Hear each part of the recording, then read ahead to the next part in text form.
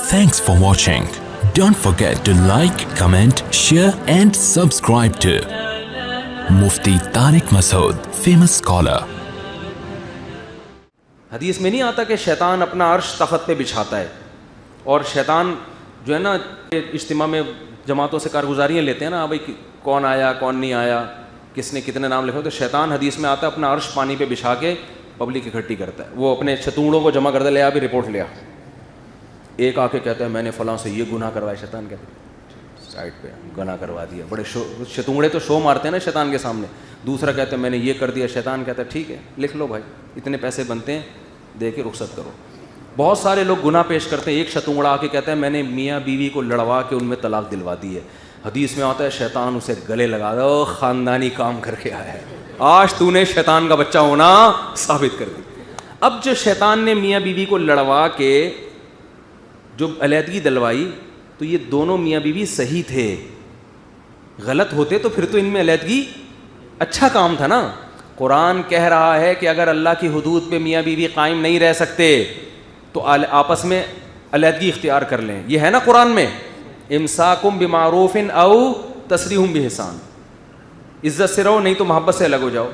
تو اگر حدود اللہ پہ قائم رہنا ممکن نہ ہو پھر تو علیحدگی واجب ہو جاتی ہے، پھر یہ شیطان کا کام تھوڑی، یہ تو شریعت کہہ رہی کرو، یہ مار رہے ہیں ایک دوسرے کو پھوڑ رہے ہیں سالے، میاں چرسی ہے ہیروئنچی ہے، تو میاں بیوی میں علیحدگی کروا کے شیطان خوش نہیں ہوگا، روئے گا اس لیے کہ یار یہ ہیروئن پیتا تھا، بیوی اس کے ساتھ رہتی، تھوڑے دنوں میں وہ بھی سٹے شروع کر دیتی، یا ڈپریشن میں جا کے مر جاتی ہو، میرے پہ الزام بھی نہ آتا اور مر گئے۔ تو جب جہاں لڑائیاں ہو نا میاں بیوی میں، پھوڑ رہے ہیں ایک دوسرے کو پکڑ کے، تو شیطان چاہتا ہے یہ اسی طرح ہنسی خوشی زندگی گزاریں۔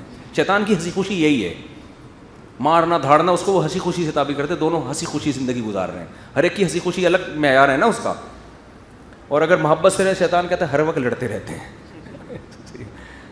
تو یہ جو حدیث میں مثال ہے کہ میاں بیوی میں محبت، اس سے وہ میاں بیوی میں جدائی کروا دی شیطان نے، تو اس سے وہ میاں بیوی ہیں جو دونوں آپس میں محبت کرتے ہوں، اچھی بھلی ہنسی خوشی زندگی گزر رہی ہو، نہ میاں غلط نہ بیوی غلط۔ یہاں شیطان جا کے جب لڑائی کرواتا ہے نا اور علیحدگی کرواتا ہے، تو ایسے شتونگڑے کو بڑا شیطان گلے لگاتا ہے، عام طلاقوں کو شیطان لفٹ نہیں کراتا، سمجھ رہے ہو؟ آپ نے خلا لے لیا، میاں بے تحاشا مارتا پیٹتا تھا، نیل لگا، تو ویسے میں تو بنتا ہے بھائی ایسے تو، اور ایسے میاں سے تو علیحدگی ہے، شیطان نہیں تو مفتی صاحب بھی کہیں گے کہ علیحدگی لو ان سے، شریعت بھی کہے گی۔ تو شیطان اسی شتونگڑے کو گلے لگائے گا جہاں میاں بیوی بہت محبت سے۔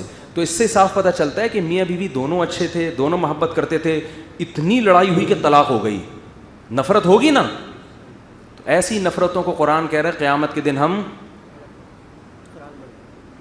محبت پیدا کر دیں گے، جنتیوں میں دنیا کے پھڈے نہیں ہوں گے۔ تو یار جب میاں بیوی میں یہ تعویل ہو سکتی ہے تو حضرت معاویہ حضرت علی میں نہیں ہو سکتی ہے بھائی؟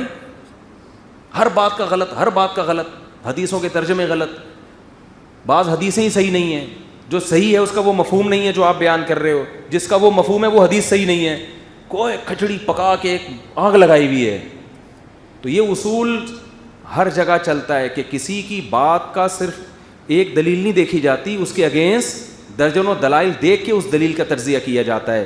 جیسے اس ایتھیس نے کہہ دیا کہ بھئی یہ ایک داڑھ جو ہے پتہ نہیں کیوں نکلی ہوئی ہے، ایک آنت کیوں نکلی ہوئی ہے، تو اس دلیل سے تو بظاہر یہی لگتا ہے یار اگر خدا نے بنایا ہوتا تو کوئی آنت بھی فضول پیدا نہیں کی ہوتی، لیکن اس بیس پہ اگر ہم انکار کر دیں گے تو بھائی بارش سے بھاگ کے کس کے نیچے کھڑے ہو جائیں گے؟ پرنالے کے نیچے۔ پھر سوال پیدا ہو داڑھیں ادھر ہی غلط داڑھیں ہیں لیکن ادھر کیوں لگی ہوئی ہیں بھائی، ادھر کیوں لگی ہوئی ہیں؟ اور آنتیں ایک آنت غلط بالفرض نکل گئی تو باقی صحیح آنتیں کیوں بن گئیں؟ یہ خود بخود نہیں بن سکتی۔